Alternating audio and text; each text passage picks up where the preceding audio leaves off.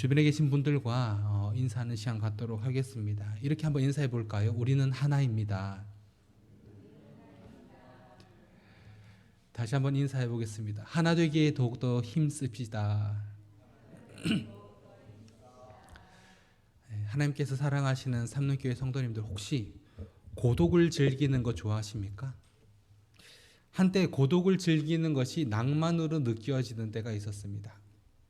한적한 저수지에서 몇 개의 낚싯대를 이제 들어놓고 깊은 생각에 잠긴 채 시간을 보낸다든지, 아니면 햇살이 이렇게 비치는 이 창가가 있는 카페에서 커피 한 잔을 시켜놓고 이 창문을 통해 들어오는 햇볕을 맞으며 책을 읽는다든지, 아니면 배낭 하나를 메고 산으로 오른다든지, 급박하게 돌아가는 일상에서 벗어나서 자신의 삶을 돌아보며 고독을 즐기는 것이 필요하다라고 다들 이야기를 하던 때가 있었는데, 요즘은 그 반대가 되어버렸습니다.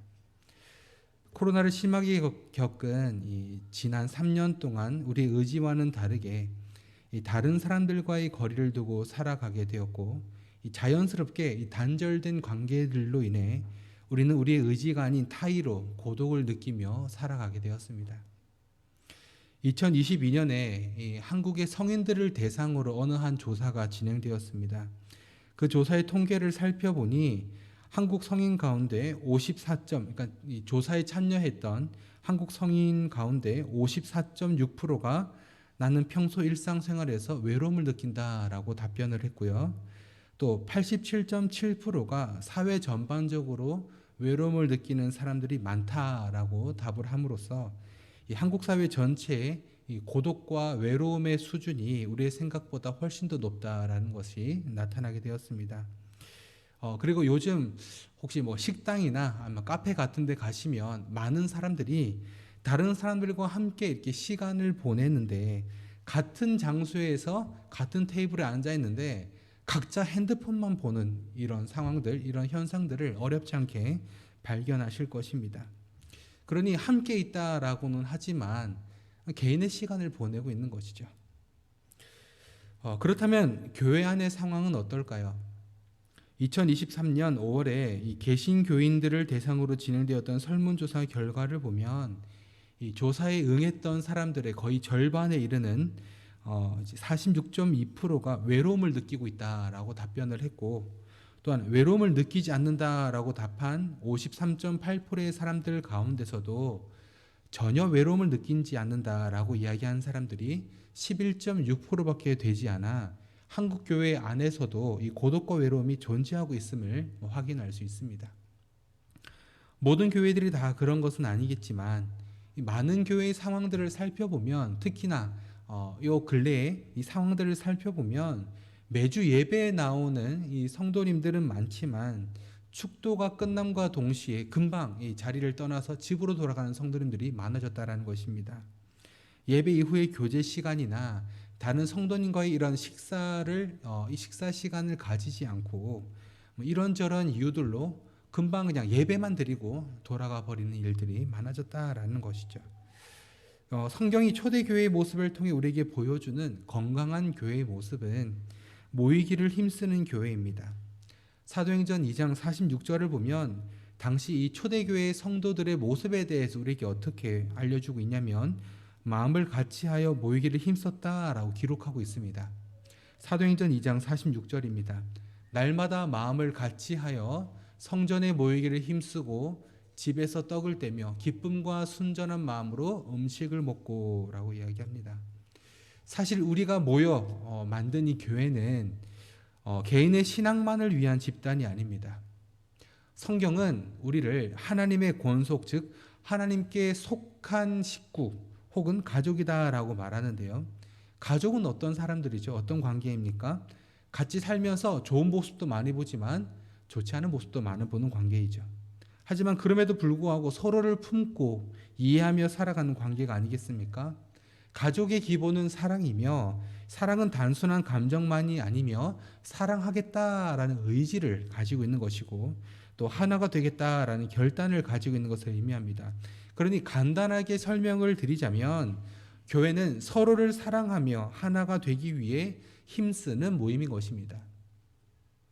사도 바울은 에베소서 1장과 2장에서 유대인과 이방인이 그리스도 예수 안에서 하나님의 한 가족이 되었다라는 것을 밝힙니다.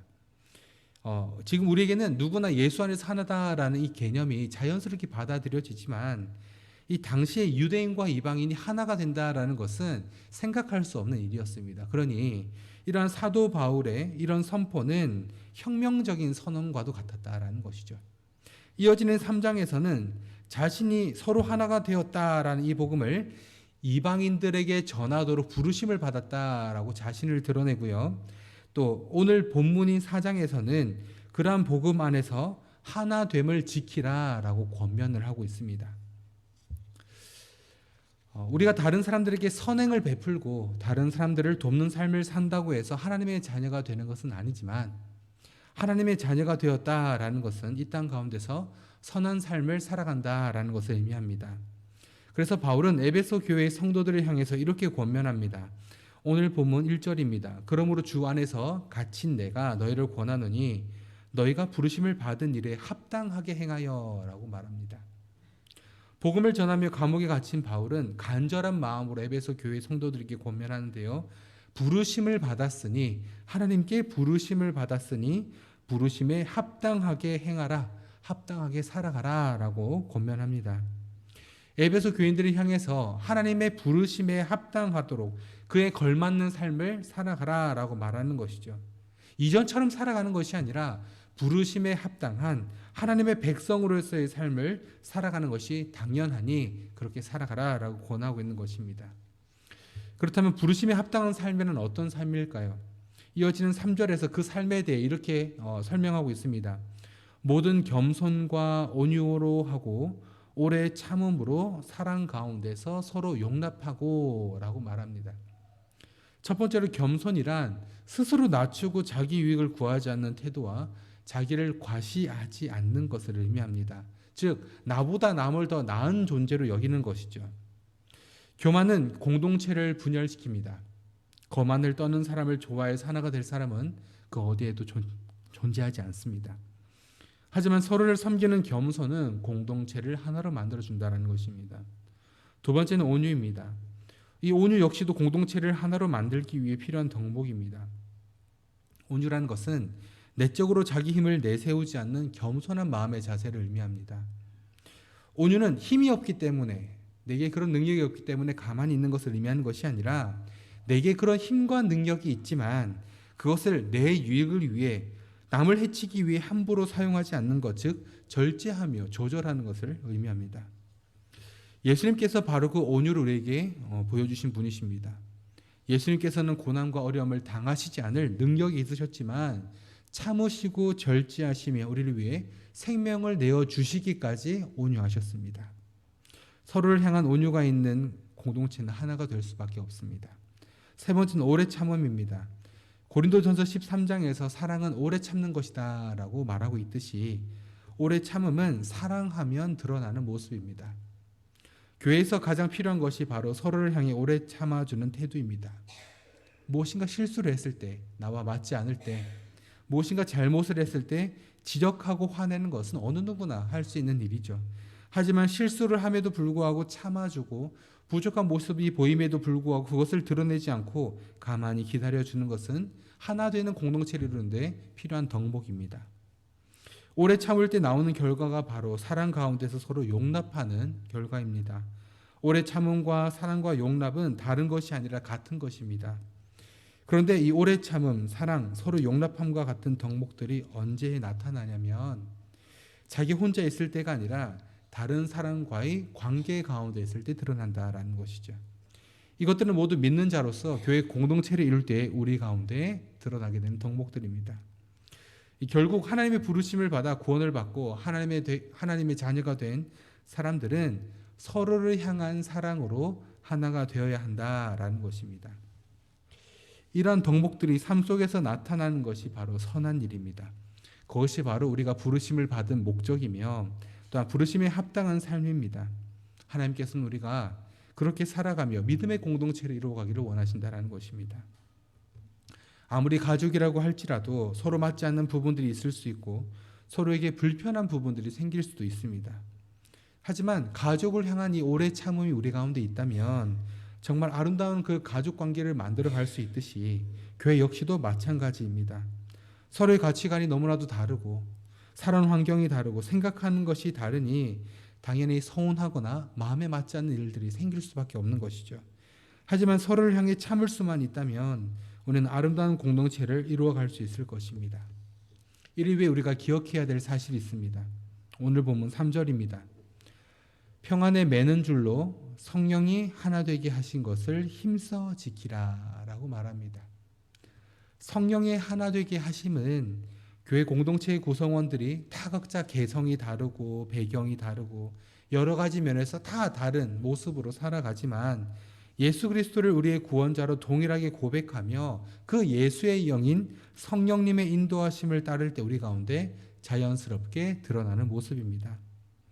많은 것들이 다르지만 같은 성령님을 모시고 살아간다는 것, 그 성령님의 인도하심을 받으며 살아간다라는 이 공동점은 우리의 많은 다른 점들을 충분히 감쌀 만큼 훨씬 뛰어넘는 우리의 장점이 될 수 있다는 것입니다. 바울은 믿는 자들이 하나가 되는 것을 강조합니다. 왜냐하면 이것이 교회를 이루는데 중요하기 때문입니다. 하나가 되는 것이 하나님께서 우리를 교회로 부르신 근본적인 목적이기에 바울은 하나가 되는 것을 강하게 권면하고 있습니다. 그런데 이것은 아주 중요한 일임과 동시에 힘든 일이기도 합니다. 그래서 바울은 힘써 지키라 라고 이야기합니다. 힘써 지키지 않으면 이루어지지 않는 것이 바로 하나됨입니다. 가만히 있으면 저절로 연합이 되는 것이 아니라 힘써 지키기 위해 노력할 때 우리가 하나 될 수 있다라는 것입니다. 그런데 오늘 본문을 잘 살펴보니 서로 하나가 되지 않았으니 이제부터 하나가 되라 라고 말하고 있는 것이 아니라 이미 하나가 되었고 그 하나가 되었기에 더욱더 하나 되기에 힘쓰라 라고 말하고 있는 것을 우리는 발견할 수 있습니다. 그러니 이미 성령께서 하나 되게 해주신 것이 사실인데 그것을 거부하지 말고 이 하나됨을 지키기 위해 최선을 다하라 라고 말하고 있는 것입니다. 이 교회의 하나됨이라는 것은 우리가 앞으로 만들어 가야 할 것이 아니라 이미 성도라면 성령께서 이루어 주신 일이며 그것이 깨어지지 않도록 힘써서 지키라 라고 말하고 있는 것입니다. 바울은 오늘 본문을 통해서 믿는 자들이 하나다라는 것을 계속해서 강조하고 있습니다. 이 하나됨의 비밀은 우리가 두 가지, 즉 하나됨의 근거와 그 하나됨의 자세를 알고 행하는 데 있다고 가르쳐 주는데요. 사도 바울은 여기서 그리스도의 하나됨의 이 근거로서 4절에서 오늘 본문 4절에서 6절을 통해 7가지를 제시하고 있습니다. 오늘 본문 4절에서 6절을 같이 한번 읽어보겠습니다. 시작.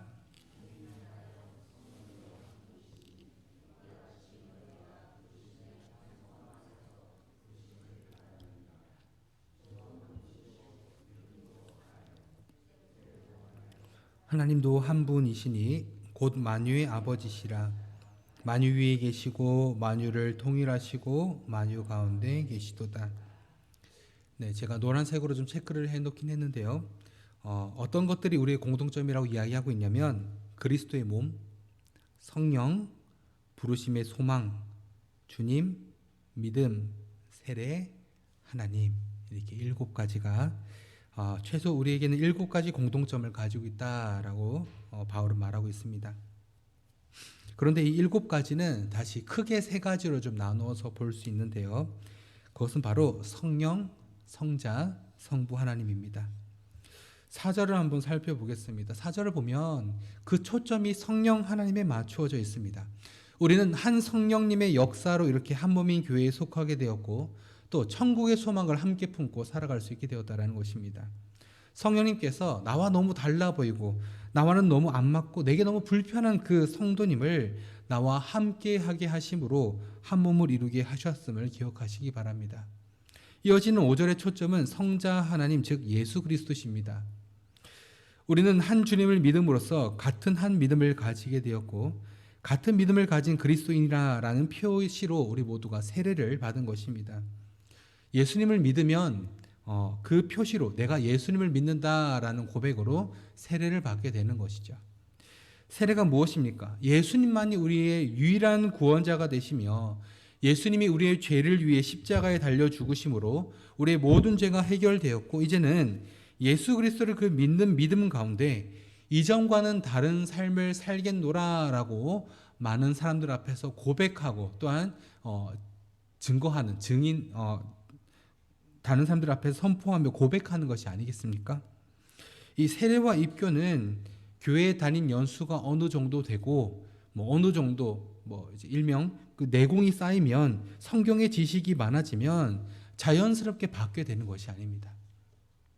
만약에 예수님이 나의 구원자요, 나의 주인이다라는 사실이 받아들여지지 않는다면 교회를 오래 다녔다라고 할지라도 성경의 지식이 많다라고 할지라도 세례를 받거나 입교를 받을 수가 없는 것입니다.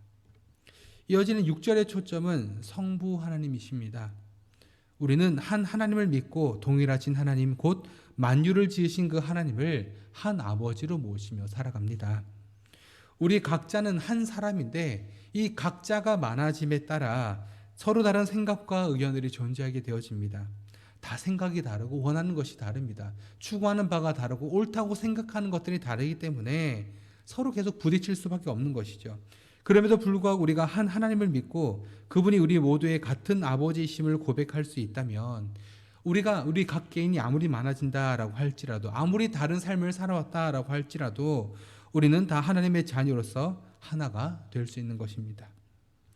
그렇다면 이런 하나됨의 자세를 우리가 어떻게 가질 수 있을까요? 그것은 도덕적으로나 의지적으로 우리에게 주어지지 않습니다. 우리를 하나 되게 해주신 분이 누구시다고 오늘 본문을 말하고 있냐면 성령님이다라고 말하고 있습니다.